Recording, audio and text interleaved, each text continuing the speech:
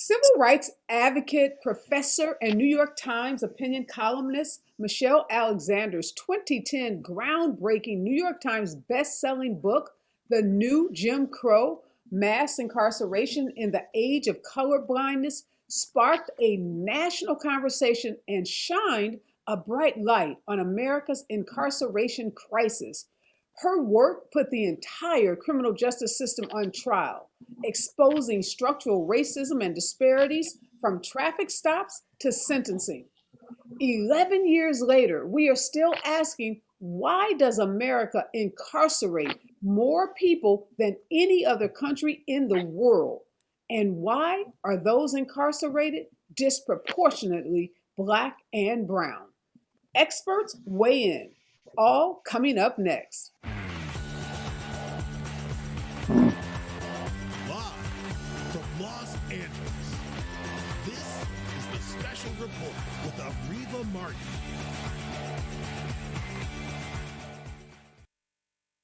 Here are some startling statistics about race and the United States mass incarceration crisis. One, there are 3 million people in jail and prison today, far outpacing the United States population growth and crime rates. Get this, between 1980 and 2015, the number of people incarcerated increased from roughly 500,000 to 2.2 million. And despite making up close to 5% of the global population, the US has nearly 25% of the world's prison population. Now, 1/3 of the United States population is comprised of African Americans and Latinos, yet Black and brown people make up over 56% of the US incarcerated population. African Americans are incarcerated at more than 5 times the rates of whites. What we know is that if African Americans and Latinos were incarcerated at the same rate as whites, the prison and jail population would decline by almost 40%. Today, we're talking about the 13th Amendment as well and how it protects against cruel and unusual punishment, but most prisons are at maximum capacity, have inhumane conditions, exploitative labor conditions, and inadequate health care. Now, prisons are big business. Big corporations and private businesses profit from incarcerating people, and they benefit from penal labor. The estimated value of prison labor in 1 year is more than $2 billion. It's with that backdrop that I get started with my first guest. His name is Andre Martin. He served over 40 years in a Pennsylvania maximum security prison. He is now sharing his story with the hopes of helping young men and women steer clear of the U.S. criminal justice system. Good morning and welcome, Andre. Good morning, Reva. So, Andre, we thank you for being willing to share your story of incarceration. And we've had other guests on the special report that have talked about the horrors of the U.S. prison system. Individuals that have been incarcerated in Missouri and in prisons in the South. And you were in Pennsylvania. Just give us a brief, synopsis of what the conditions were like in that Pennsylvania prison where you spent more than 4 decades. First, my name is Andre Martin, and I'm an ex-juvenile lifer. And the reason why I'm sitting here today is with, God's mercy and 2 United States Supreme Court decisions that allow children to be resentenced and be able to demonstrate that they have changed. I went to prison when I was 15 in 1976. I was released in 2020 after doing 44 years in prison. The prisons in Pennsylvania are very, I always say it's like the loneliest place on earth. You have a lot of men in prison in Pennsylvania who deserve a second chance, and it would definitely come out and make a difference.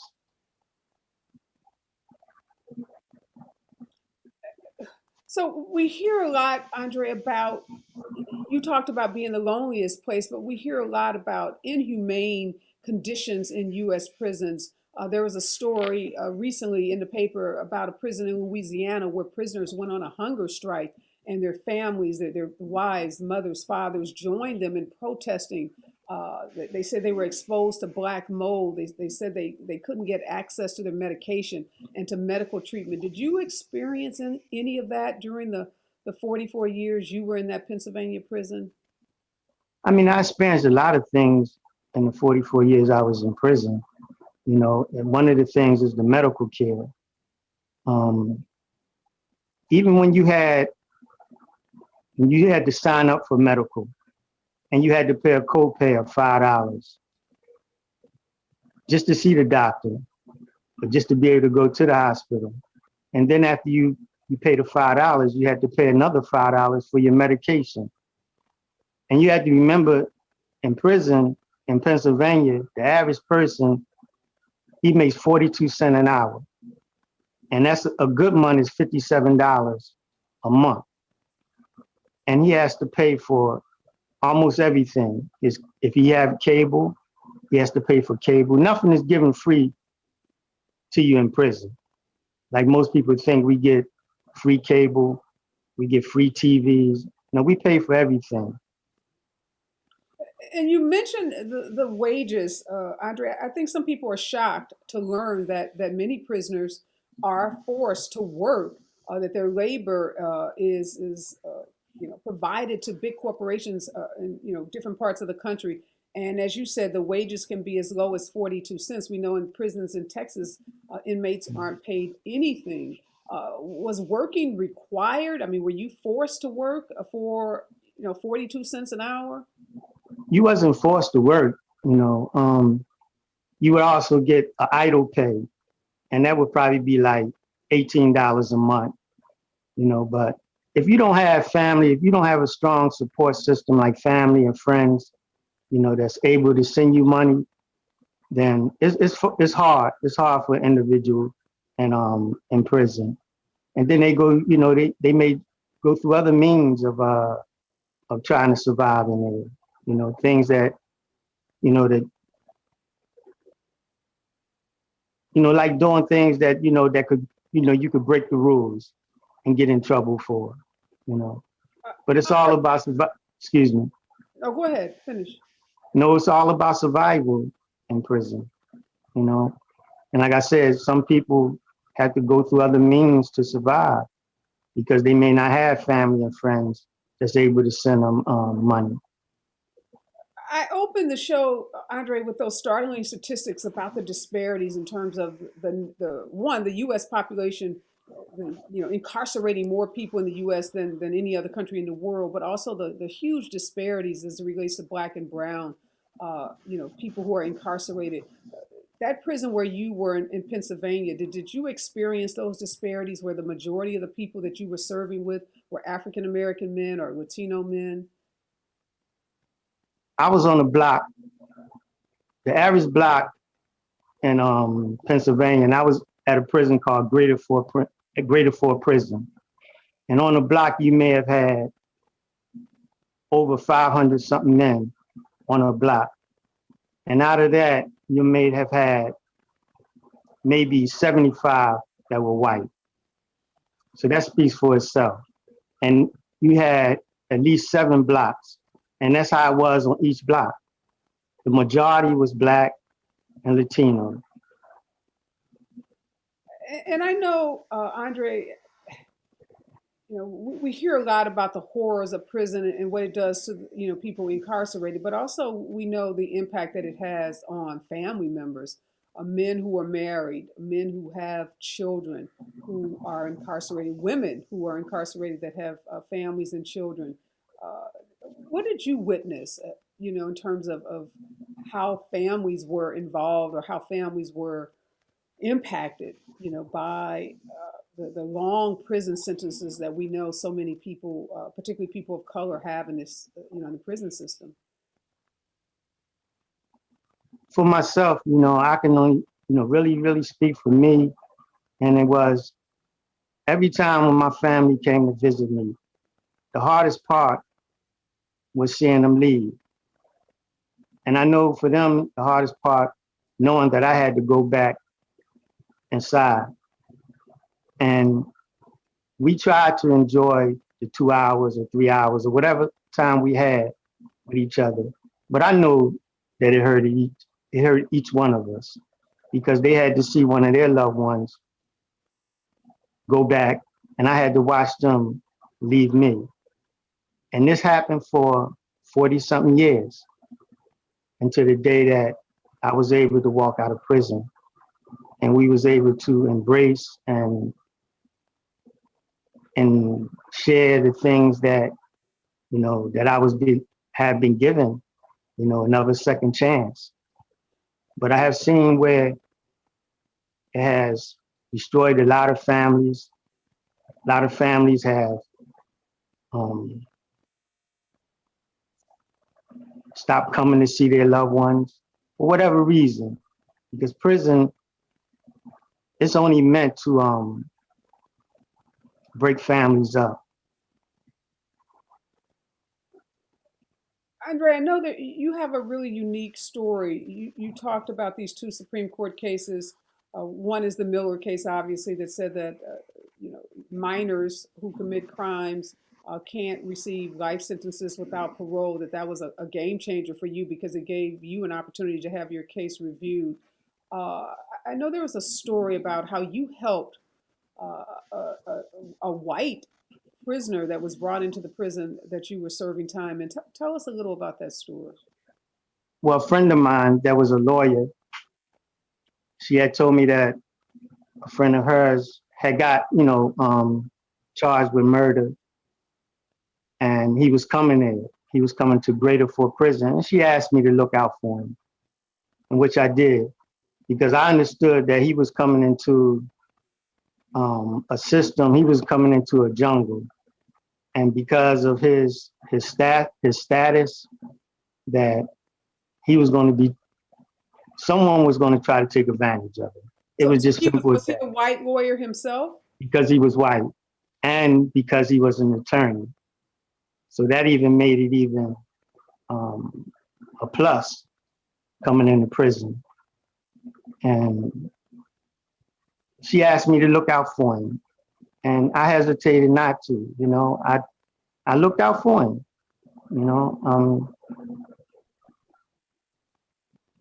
And he later testified at your hearing where you were actually seeking parole. What did he say during that hearing? How I was able to, first, how we met, and how I was able to, one time, we was walking the yard, and we just happened to sit down for a minute, and he was telling me how he wanted to take his life. And I just told him, I said, that's the easy way out, man. If you're trying to show some remorse, then you have to do it by action. Taking your life, that's the easy way out. And unfortunately, he listened to what I said, and he didn't take his life, And he was able to recount that story to the judge during your parole hearing? Yes, at my resentencing. Your resentencing. And Mm-hmm. he told the judge, from what I've been told, is that you literally, as you said, saved his life. And he was pleading with the court to commute your sentence, to end your incarceration. He became a positive witness for you in that resentencing hearing. Right. And I think that was one of the reasons and other reasons that, she was able to really give me a second chance, because she did give me a second chance. Wow. I want to bring into the conversation now Kevin Ring. Kevin is the president of Families Against Mandatory Minimums, a nonprofit started to challenge mandatory sentencing laws. He's also an advocate for criminal justice reform. Good morning, Kevin, and thanks for joining us. Thanks for having me. Kevin, you are formerly incarcerated yourself. You heard Andre's story about what prison was like, and his Pennsylvania prison. What was it like for you as we know there are huge disparities in our criminal justice system. So Andre is a black man in Pennsylvania.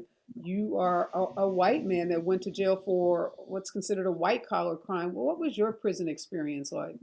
Well, it was very different. I mean, part because of the level of security of prison I was in. I was in a federal prison camp, which is the minimum security prison. We didn't even have fences or wire around the outside of the prison. So it's very different. So I mean, I'd say there's two differences. One is just based on your security level, what kind of prison you're in, what kind of institution. And then second, I would just say being a white person in prison is just easier because of your treatment. Correctional officers aren't, considered the most friendly people and warm, and there are good ones and bad ones. But just being white and having some education just definitely gave me a leg up. I was, trusted, confided in a way that I saw that others were not. So it was clear to me that I was better off being a white person, especially with mostly white correctional officers who viewed others skeptically. And even the code among correctional officers is, they call it hug a thug, like don't get too close to the people, like don't treat them normal, which is a terrible culture. But it extends even more to, I think, prisoners who are black or brown. And Kevin, you heard what Andre said about the blocks, that there, these 7 blocks in this prison in Pennsylvania, 500 men on a block, 75 of those men white.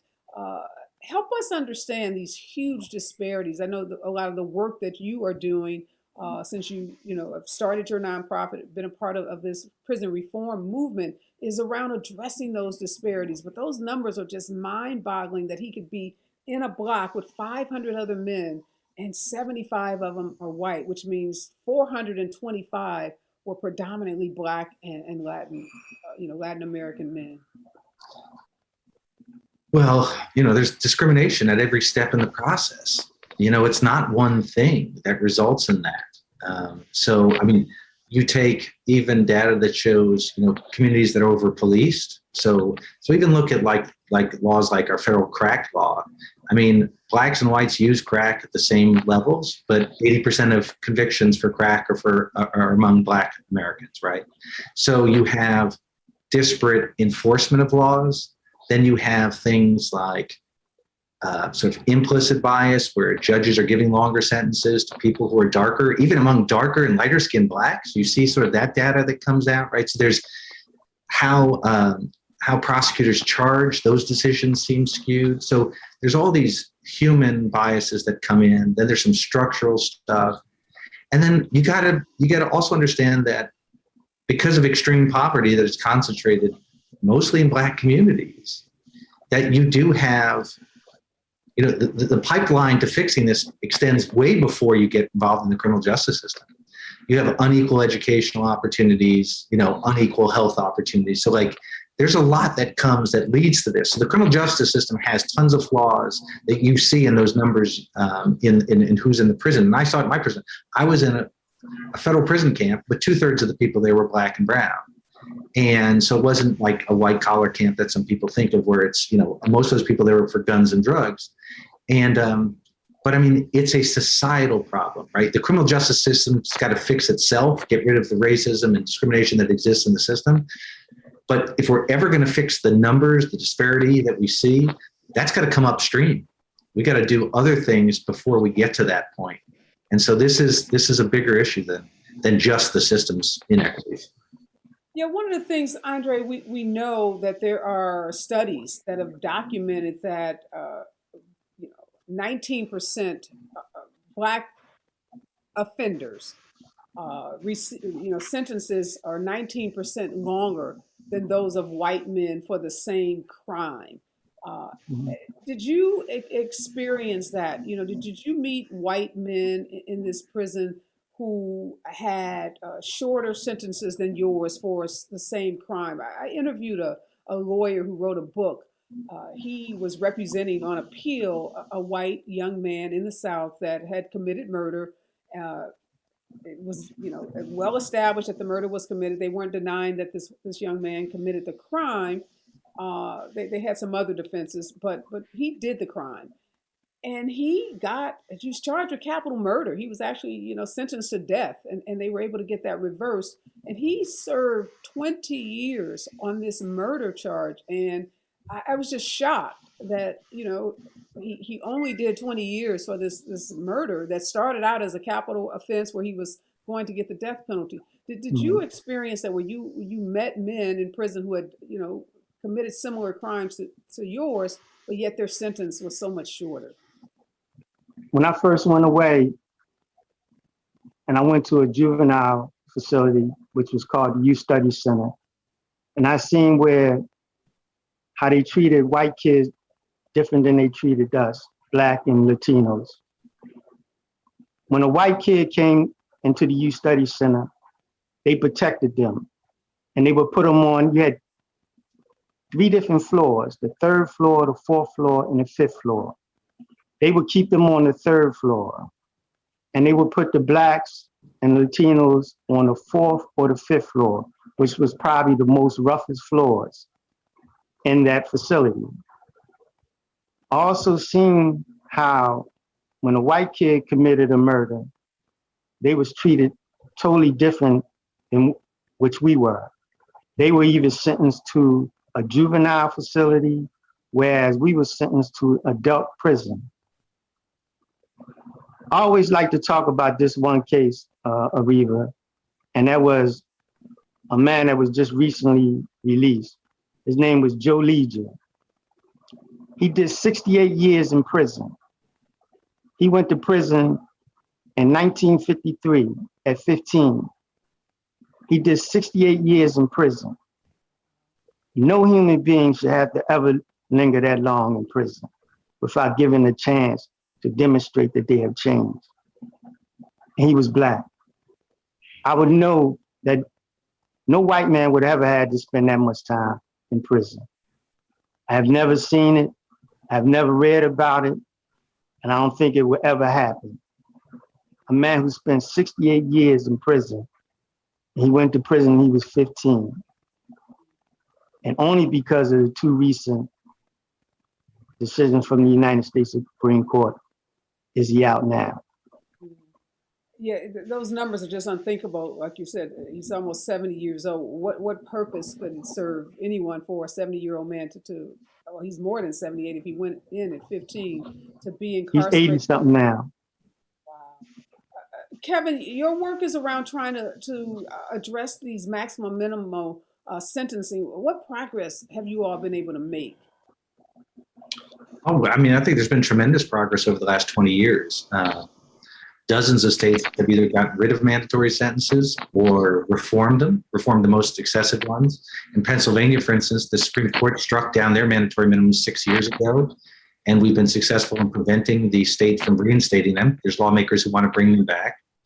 And so we've been able to stop that. At the federal level, there's been a number of reforms. So I think we're seeing some progress at the lower end, though. You know, what they call the non-nons, nonviolent, low-level drug offenders. And you're starting to see a change there. And I think it's not so much because of the mandatory minimum, but because our view on drugs is changing. You're seeing legalization efforts move and stuff.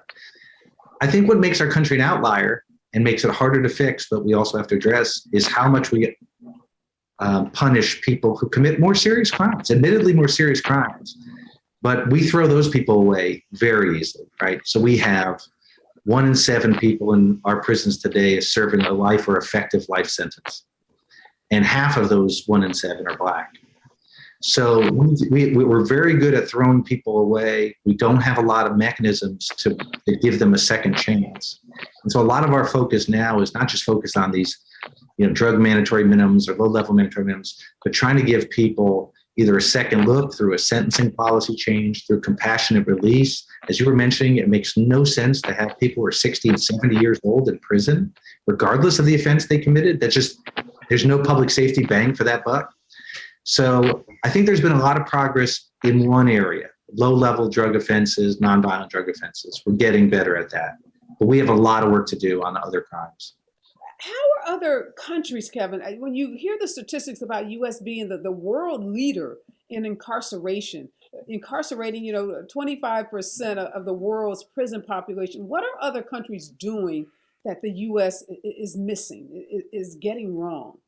Well, I'd say two things stand out. One is the length of sentences. We do give out these long sentences. I remember there was, you'll hear about a mass murder in another country and that person gets 20 years.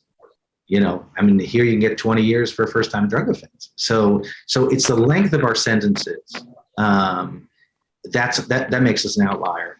And the other thing too is we don't rehabilitate people, or we don't help them achieve rehabilitation when they're in prison. We warehouse people. And what Andre was saying about, just even think of the number of people that are in a prison.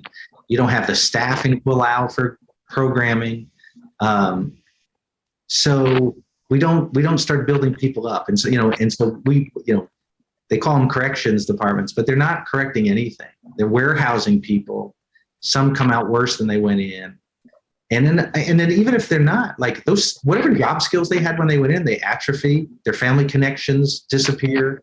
So they come out and it's even harder to make it. And so I would say, you look at some other countries that you have a largely antisocial population to begin with, unfortunately, and then you put them in the most antisocial environment that exists, right? And so when you're in prison, you can get infantilized. You're not paying bills. You're not grocery shopping. You're not contributing in the same way you are. You have a totally different lifestyle. And then you come out and it's just totally different. So I think, one, our sentences are too long. And then two, while people are in prison, we have to realize that 95% of them are going to go out someday. And so we want to make sure they're better equipped for that. And that's programming, that's treatment, that's better medical care. I saw guys in the prison I was in, they wouldn't treat like a cavity or if you had a dental problem. So one guy, he was a 60-year-old banker. They pulled out 8 teeth of his over the course of his 16 years in prison. He left disfigured because of that, right? I mean, you lose 8 teeth and you're not going to a job interview in your first week out. I mean, it's ridiculous. And so I think we got to do both things. I think we got to right size our sentences and we got to focus on rehabilitation while people are in. Great point. And a last question for you, Andre. Speaking of rehabilitation and coming out and what that experience is like, how are things for you? You said you were released in 2020. It's a year later now. What has been your journey since, coming out? We just heard Kevin said prisons aren't doing much or anything really to provide rehabilitation services or to help inmates be prepared for life after prison. It's been a journey. And one of the good things about Philadelphia and Philadelphia County is that it's close to like 300 and something juvenile lifers that has been released. And we have a nice network. We there to support each other. Like if someone knows about jobs and housing, we always informing each other about things like resources. So we have, I think, one of the nicest networks that that's been that we developed. And I say we, I'm talking about all the juvenile lifers that has been released. We meet, we share, and we talk about things that, relationships that we may have developed. And we talk about problems, things, how we can, deal with the problems. We look out for each other. And a lot of juvenile lifers have done a lot of excellent things, since they have been home. You have a lot of juveniles that have now worked inside the district attorney's office. You have juvenile lifers that's working in Harrisburg in the governor's administration. So it tells you, what a person that's given a second chance, that's coming home from prison and is given, the right resources and is able to have a right, support system around them, the things that they can accomplish. Thank you for sharing that. And yeah, that's such an important message about second chances, resources, investing in people and giving people a real opportunity at a second chance. Thank you so much, Andre, for sharing your story. Thank you so much, Kevin, for joining me this morning. All Thank right, you. we are moving on, talking about the U.S. mass incarceration problem. Listening to Andre's story is just heartbreaking. Thinking of someone spending 44 years, and he tells us the story of a man who has spent 68 years in jail, went to prison when he was 15 years old. I can't think of any, as Kevin said, reason that would justify having someone in prison that is well into their 80s. My next guest has been working on criminal justice reform throughout her career. Her name is Kristine Riley. She's a researcher and criminal justice expert. And also joining me today is Christopher Adams. He is the immediate past president and board member for the National Association of Criminal Defense Lawyers Foundation. Good morning, Christopher. Good morning, Christy. Morning, Areva. Just heartbreaking story, Christopher, from Andre, and then hearing about the man who was 68, did 68 years in prison. You're a criminal defense attorney. Help us understand the criminal legal system that was developed in this country after the Civil War and the impact that it's had on African Americans. Well, there's been a lot of focus on the topic of systemic racism as it relates in our schools and with critical race theory as it relates to the New York Times series on 1619. It is the original sin of our country, where we kidnapped people and brought them here as free labor. And I live in South Carolina. South Carolina was prosperous based on the notion of free labor and viewing people as others. And after the Civil War, as all the slaves were free, prisons were developed. And it's continued on over time. There's one layer of another after another of unfair treatment on African Americans in the South and the rest of the country. What that led to was a system of unfairness in the criminal justice system. It led to redlining, it led to economic problems, but specific to the criminal justice system, it led to a system that did not treat African American offenders the same way that it treated white offenders. And you pointed out in the opening some of the stats over the last 35 or 40 years. But what started as Ronald Reagan's war on drugs quickly segued into a war on violent crime. And as we look back on it 40 years later, this may be the only war we've won in the last 40 years. It was a war on the poor. And we just took poor people and treated them as others and demonized them and locked them up for longer and longer and longer periods of time to make us feel safe. You talked about the numbers of people incarcerated has gone up 500% over the last 40 years, from up to more than 2 million people currently incarcerated. We lead the world in that, followed by repressive regimes in Rwanda, El Salvador, and Russia. I mean, how are we ahead of those folks? It's crazy. Along with that, and all the hope and the families that have been ripped apart by the policies. And I think the policies weren't designed to be racist. They were designed to attack problems. But our prison population went through the roof. Our crime rate never changed. It was the same. And our population has not gone up in the same way. So if you start trying to extrapolate reasons, there's just not reasons. There were media campaigns against gangsters. There were media campaigns against people in the inner city. There were media campaigns against crack users. And all these led to new cool bills that got majority support and got passed. And nobody stepped back and took a bigger view. The net result of this is lives have been destroyed. Families and communities have been destroyed. And on the other side of the cost, in 1986, as a nation, we were spending less than $7 billion a year on incarcerating people. We're currently spending over $57 billion a year. That's gone up eightfold. I mean, Amazon's gone up about the same amount as our prison budgets and spending, and they're the greatest corporation in the world. We've lost sight of who we are, and we've lost sight on how we fix some of the problems and how we have a duty to help some people who've made some mistakes in their life, but they're not to be just thrown out with the trash. Yeah, really great point. You know, people like to point to spikes in crime and make a correlation between crime rates increasing and increasing prison populations. But as you have stated, there is no correlation. Even when we've had crime reduction in this country, we haven't seen a reduction in the prison population.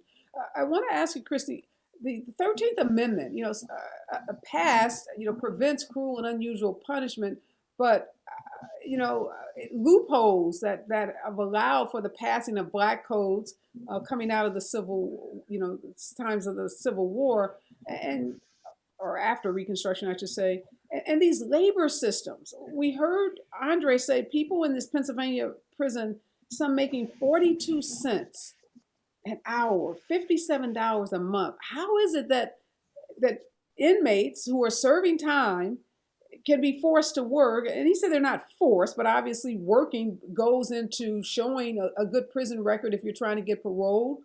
There are benefits to having a job in prison. How can prisoners be forced to work for 42 cents?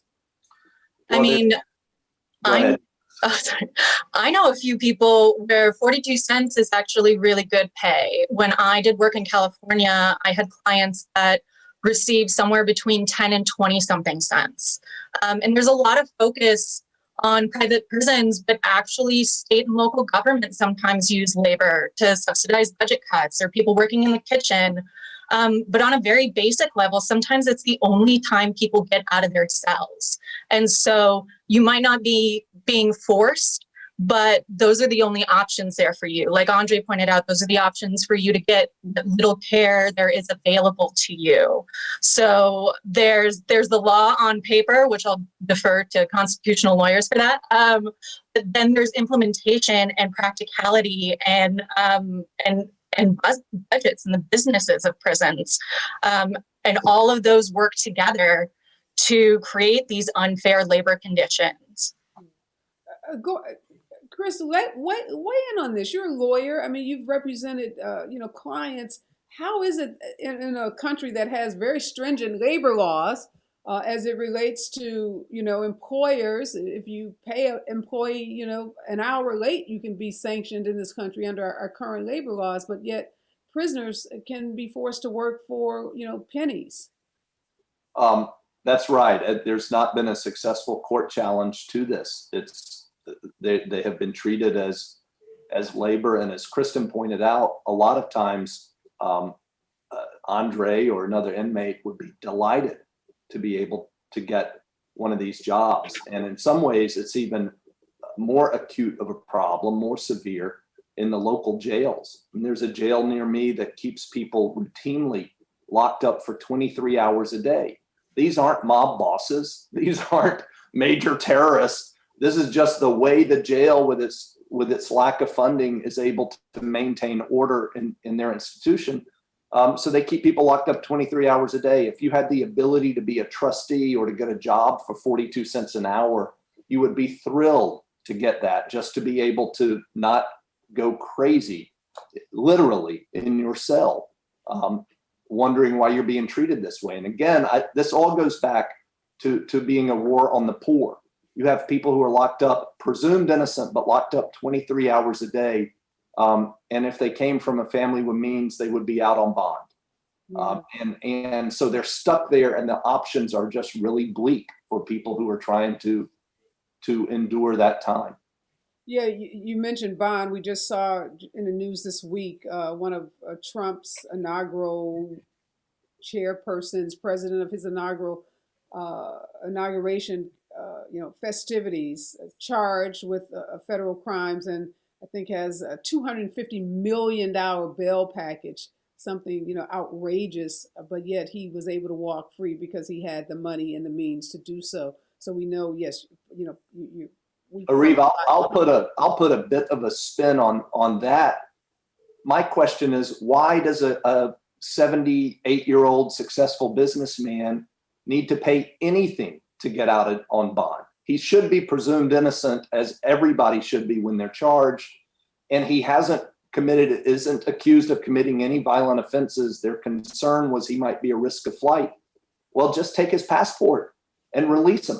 And that should apply to the Trump inaugural chair. And in my view, which doesn't often carry the day in appearing in front of various judges setting bonds for people, that ought to apply to almost everybody who goes in to receive a bond consideration. The fact that we have 600, 700,000 people sitting in our county jails is unexplainable to me when you think about the presumption of innocence and how that ought to apply for people who've been accused of a crime but not convicted of a crime. No, absolutely. You're right. I guess that case, again, drew such attention because of who this guy is. But you're absolutely right. When I heard the amount, I was thinking, what did he do? Like, why $250 million? Like, what's the correlation between the crime and the bail amount? I do want to ask you, Christy, about the 1994 crime bill. In the 2016 presidential election, that bill was, tied to Hillary Clinton's back, and some say it was the reason she lost that election. We saw during Obama's tenure in the White House, Bill Clinton acknowledged that the crime bill led to, the greater incarceration, particularly of men of color. Now, there have been some studies out to say that the actual bill did not increase incarceration rates. Help us understand the impact that the crime bill did have, if any, on this, the America's mass incarceration crisis. Yeah, so a bunch of scholars have looked at different threads of this pretty extensively, and people have detailed how punitive sentencing contributed to it, how a culture of policing contributed to it, how aggressive prosecution did it. But to be quite frank, it was this tough on crime culture was crystallized in a new way that affected people and systems in our country far beyond the impacts of the bill. It's a bipartisan commitment to being punitive and cruel and tough on crime. And now we're trying to make this pivot to bipartisan support for reform without really reckoning what everyone has done to contribute to getting to this place. It's policing combined with prosecution, combined with conditions of confinement, combined with flawed reentry systems where the majority of people are being sent back to prison and jails on technical violations, which is as simple as missing an appointment or being late or having to go to work or drop off your kids rather than check in with someone. And so it's not just one thing, it really is everything. And we saw, Chris, Donald Trump, not known for doing much in the White House, if you ask me, but he did sign this First Step Act, and it was the first piece of criminal justice legislation passed by our Congress in many years. What did the act do, and did it really have an impact on the prison population? Let me also add back to the 94 crime bill. It also greatly expanded the federal death penalty, which is another topic for another day, but there was a lot of really wrong-headed policy in that. The First Step Act, I'll give President Trump credit. I'm not sure it would have gotten over the finish line without his support. President Obama had not been able to get any Republicans to support any major reform on prison. A lot of the details are still being played out, but there were 4 major provisions. There was a part about good time credit. There was a part about earned time credit.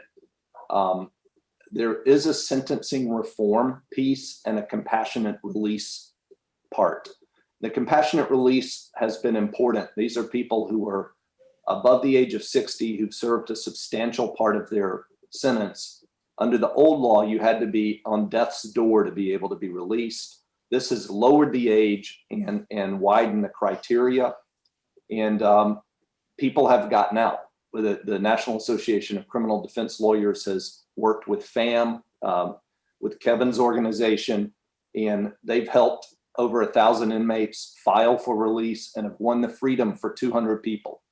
200 people in the grand scheme of 2 million is not a significant number, but to those 200 families and to those 200 individuals, that's tremendous. That was done with the work of volunteer pro bono lawyers, just people like me who are scraping to pay rent and trying to get by and have just seen this as an injustice, and we're honored to be able to represent people to help them get out. There's also a part about sentencing reform where some people are eligible to go back in and show that there have been changes in the law that would benefit them. And if they were resentenced now, they would be eligible for a lesser sentence. These changes applied at a time where it said it doesn't apply retroactively, only in the future. So this law allowed for judges to be able to revisit some of these cases. And recently we had a gentleman, Marcus Curry, in North Carolina, who will be going to a halfway house next year. He had, like Andre, he had served a life sentence as a young man, had that changed to a 42-year sentence, and now will be going home after 20 years next year. We're working on other cases, but there's still a lot. The Bureau of Prisons has been empowered to come up with different criteria to define the scope of the program. They were given 90 days or 180 days to come up with their new programs, and that just hasn't been done. 2 years later, we're waiting for the implementation part. I want to ask you, Christy, about something that's in the news this week, really, and it's the administration's decision that those individuals, federal prisoners that were released to home, released because of COVID-19. We know there was huge outbreaks of COVID-19 in prisons across this country. Lots of inmates, were infected with the virus. Lots of prison staff and personnel, and over 4,000 people were given an opportunity to go home to serve their jail time. And now there's the question about when this national emergency is over, what happens to those individuals? And I know activists were hoping that Biden would grant clemency to those individuals and not send them back to prison. But apparently the legal decision coming out of his administration is that those individuals will have to return. Is Biden missing an opportunity to make good on his promise during his campaign that he was going to make reduction of the prison population a big part of his administration's focus, and really be a different Biden than what we saw in 1994 when he was a champion of that 94 crime bill?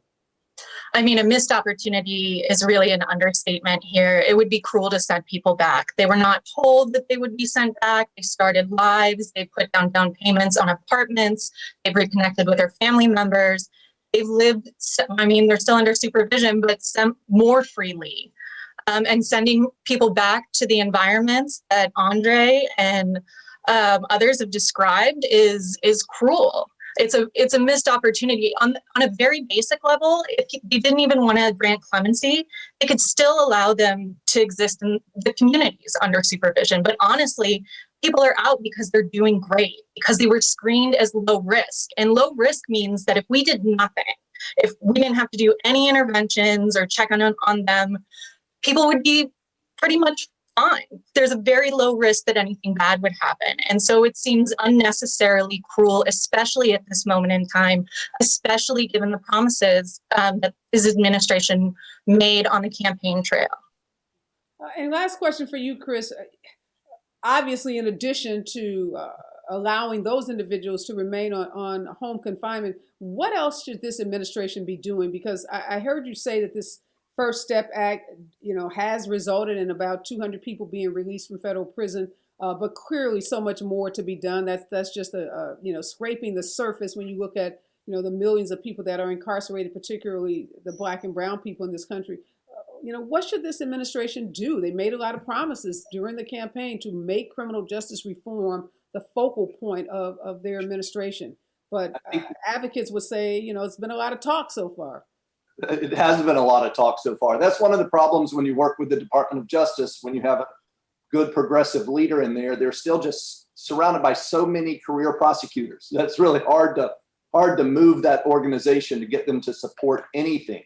I'll say on the CARES Act and the home confinement, this has been about the most successful government program in the history of government programs. They released over 20,000 people. They were screened carefully. They've only violated 20 people, sent 20 people back to prison. I mean, that is a success rate of above 99%. I think it's 99.9% successful government program. That's unheard of. And these folks have gotten jobs and reconnected with families. It would be an abomination to send these folks back to prison. And President Biden has the authority in many different ways to rectify that today. And he should do that today. We need, and there's been talk from the White House about wanting to take the clemency attorney out of the Department of Justice and putting him into the White House. I think the Department of Justice has fought that off, but President Biden saw how successful the clemency project was for President Obama, and he has indicated that he wants to have a bigger and more vibrant clemency program in his administration. That has to start today. That you can't wait until your fourth year in office and have anybody to get out. They need to be putting boots on the ground and screening these cases, and they can start with these 5,000 people who are on the verge of being returned to prison. That ought to happen if they're going to live up to campaign promises. We need a Second Step Act. I mean, Kevin was on earlier talking about the Families Against Mandatory Minimums. We have a major, major problem in this country where we have an adversarial system in the courts, but we take the judges out of it.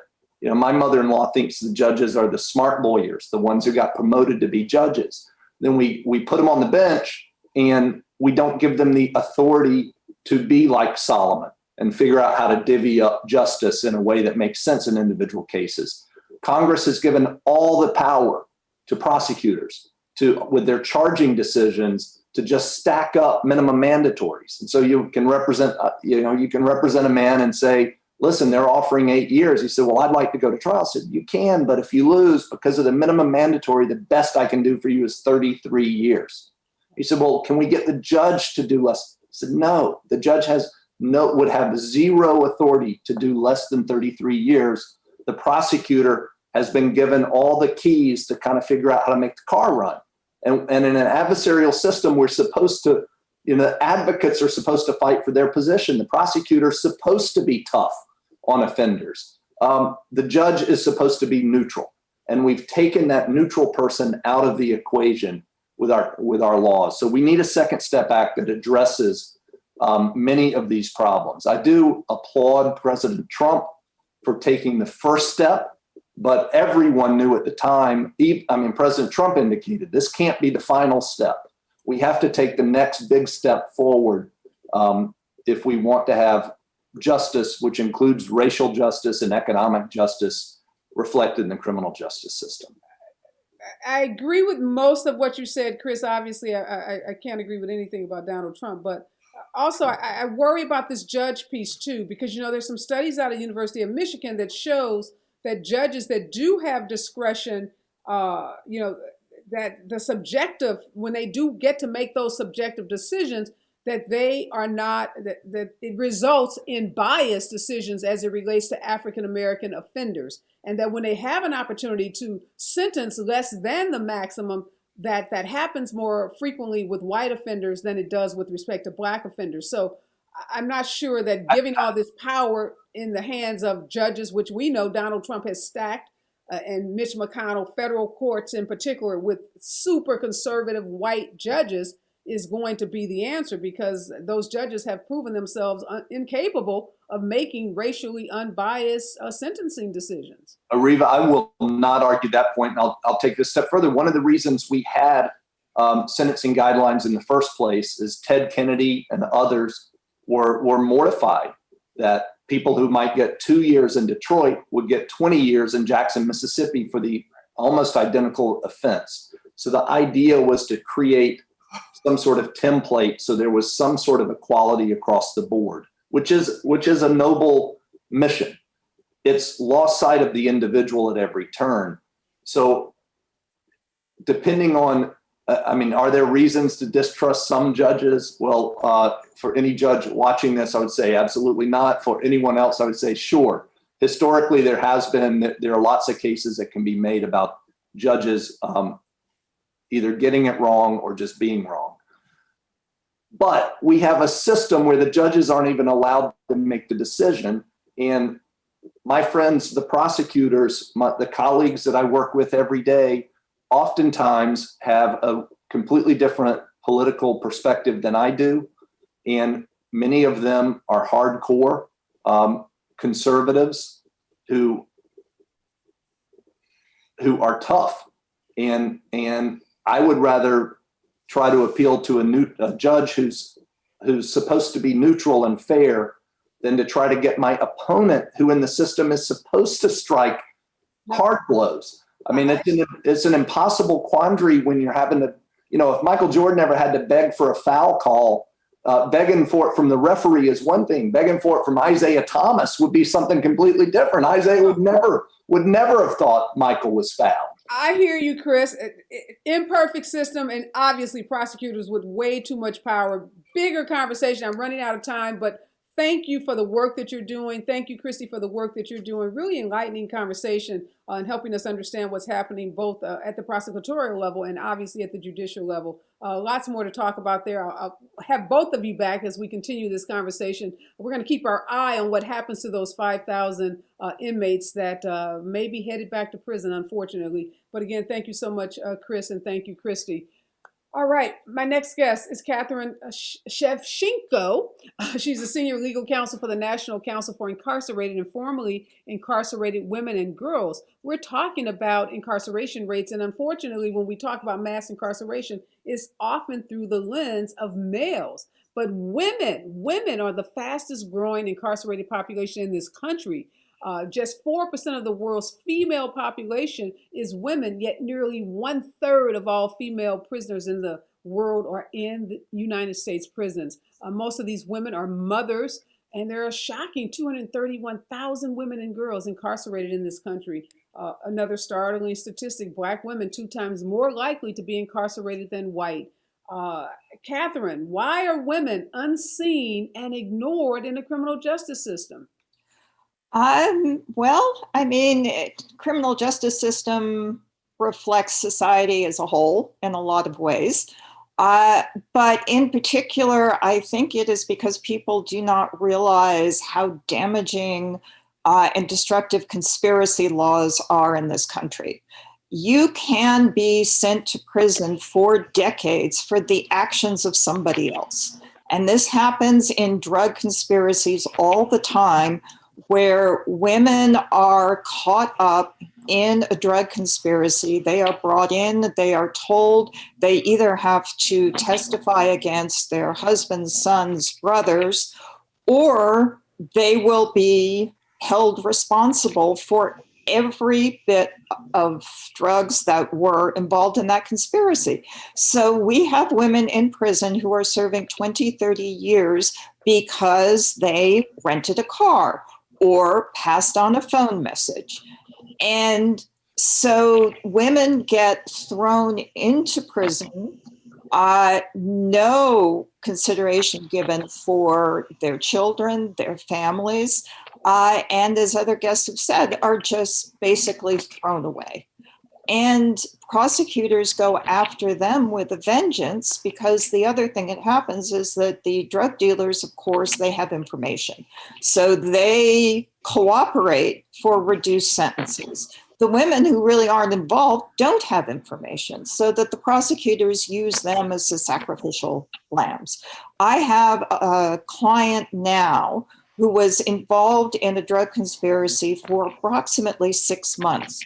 There were 20 co-defendants, 17 of them are out. She was sentenced to 20 years, and her judge will not let her out. And with all of these new laws that we have, he doesn't care. He just turns down motion after motion after motion. So your client, Catherine, didn't, you said she was a part of a 20-person conspiracy. What role did she play, if any? I mean, she didn't deal the drugs. Was she one of these, drivers, or pass the message on, something tangential? Yeah, she was involved for, actively for a couple of months. She then stopped. She voluntarily left the conspiracy. A couple of years later, the FBI asked her about it because they were investigating somebody else. She cooperated fully. She told them everything, went in naively without a lawyer. And at the end, they said, thank you very much. You don't have any immunity. So we're now going to prosecute you, and handed her a 20-year sentence. All of the people, except for 2 who were involved longer, sold more drugs, and caused more harm, if you want to put it in those terms, they got their sentences reduced based on the changes in the law. She has a judge who's not interested in that. So when you hear Christopher say that he wants to see more power in the hands of judges, what do you think about that? That makes me incredibly uncomfortable, and I say it's probably one of the worst ideas ever because of what you just described. Yeah, I'm a little riled up today, I have to say, because I received a denial for a compassionate release motion yesterday for a woman who is again doing 20 years because she used meth for 2 months after her husband was killed and she lost her job, self-medicating. Her children, understandably, are deeply traumatized by this. They are now in a homeless shelter with their grandmother. And so we filed for compassionate release, and the judge issued a 1-paragraph order saying, I've looked at the papers, no. And that just goes to people dehumanize incarcerated folks. And it's the language we use. We call them inmates. We call them offenders. We don't say incarcerated people, because if you say incarcerated people, you have to remember that they're people too. Yeah. And the corrections officers, it is just the wanton cruelty.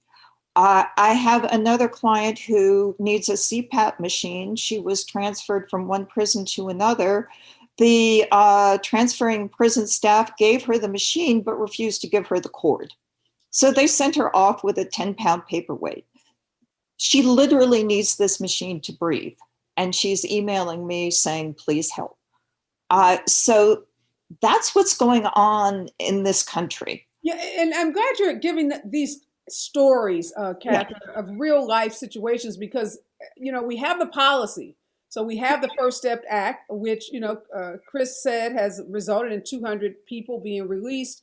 We have compassionate release, policies that are part of that act. But then we have the reality that's what's happening day by day in situations like the ones you've just described. And I do want to, throw out this other statistic, Catherine, about the disparities, because we're talking about race and reform as it relates to mass incarceration. And this is this number that I read, that 1 in 111 white women are likely to go to jail, but that number for Latinas is 145. And for Black women, that number is 1 in 18.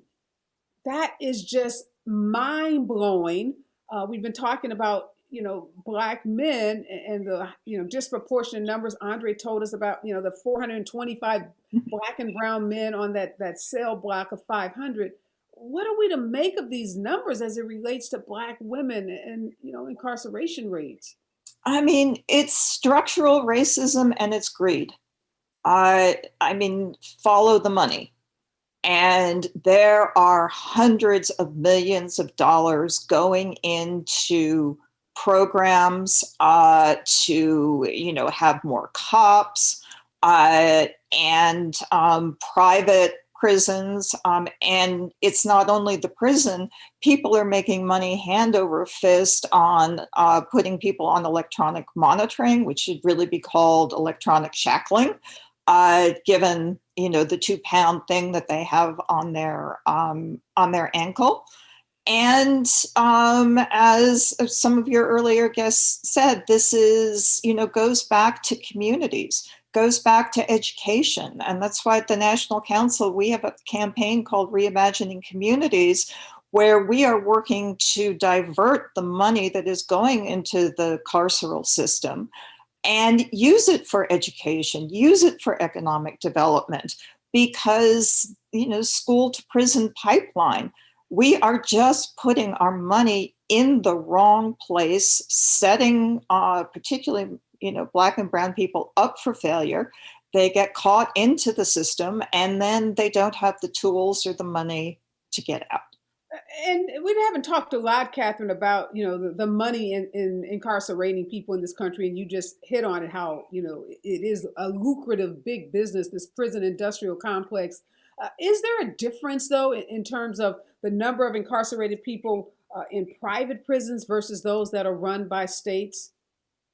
I mean, there are far fewer in private prisons. Both are horrendous.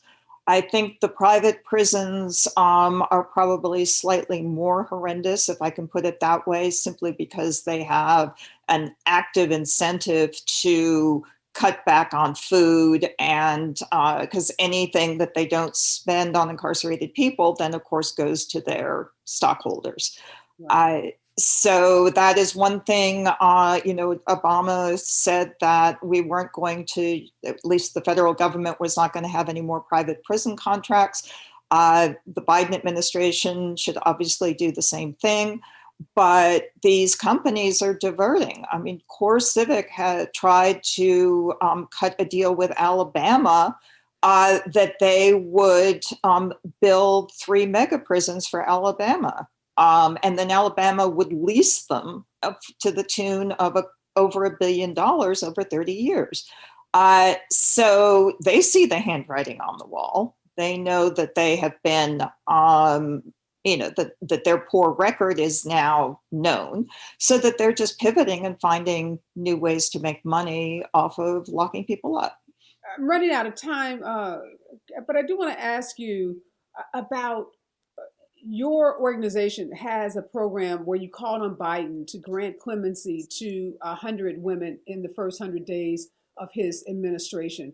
And your website talks about clemency as one way of addressing mass incarceration. One, quickly, any success with that? And two, what do you see as long-term solutions? If you can give me 1 or 2 long-term solutions to the mass incarceration, particularly as it relates to women. Yes, so we have told the Biden administration, we have had a couple of meetings with them, clemency is racial justice. If you want to show that you are serious about addressing the inequities in society, and particularly in the criminal legal system, then granting clemency is the easiest, most direct way of doing it. Now, the 100 women we had was a racially diverse group, but certainly predominantly Black and Hispanic. And all of them were selected because they were ill, elderly, were survived and punished. That is, they were locked up for fighting back against abusers, or they were long timers. So again, this is not controversial. He has not granted clemency to a single one. We have told the stories, we have been in meetings, we have begged, we have sent polite tweets, mean tweets, whatever. And I just find it inexplicable that it's a stroke of a pen to start the process, because there is a backlog of 14,000 applications for clemency in the federal system. So going through those applications and granting most of them would be a simple, efficient way to start reversing the gears on this machine that grinds up people. And working towards mass decarceration, which is what we need. Wow. Thank you so much, Catherine. Your work is really groundbreaking. It's enlightening. It's uplifting. The stories are sad. They're heartbreaking to hear about these women who are ripped away from their children. And the story, we didn't get into some of the really horrible stories of women having, babies in jail while they're shackled to beds and on floors without medical attention. I mean, the stories are just horrific. But thanks to organizations like yours for shining a bright light. Don't give up your fight for those 100 women. They deserve to be fought for, and you know, I'm optimistic that this administration is going to do the right thing. They made a lot of promises about criminal justice reform, so I'm going to remain optimistic that they live up to those promises. And if not, we hold them accountable. That's our job. Well, thank you for the opportunity to tell the stories. It's very important. Thank you so much. Wow, what just an amazing show today. I want to thank all of my guests for joining me. Thanks to all of you for your comments, for your questions. So much to talk about when we think about mass incarceration. Just really scraping the surface here, but such an important conversation to be having, particularly given what we saw happen in prisons across this country with respect to the outbreak and spread of COVID, and now this big decision by the Biden administration about sending these 4,000 to 5,000, formerly incarcerated people back to prison. We'll be watching that very carefully to see what happens with those individuals. Just some words to live by before I get out. The late, great Congresswoman Shirley Chisholm said, racism is so universal in this country, so widespread and deep-seated that it is invisible because it is so normal. It is invisible because it is so normal. For Black men in their 30s, 1 in every 10 in prison, 1 in every 10 is in prison. And I want you to let that number sink in. For a Black man in their 30s, if you are Black in this country and you're in your 30s, you're a man, 1 in 10 of you will be incarcerated.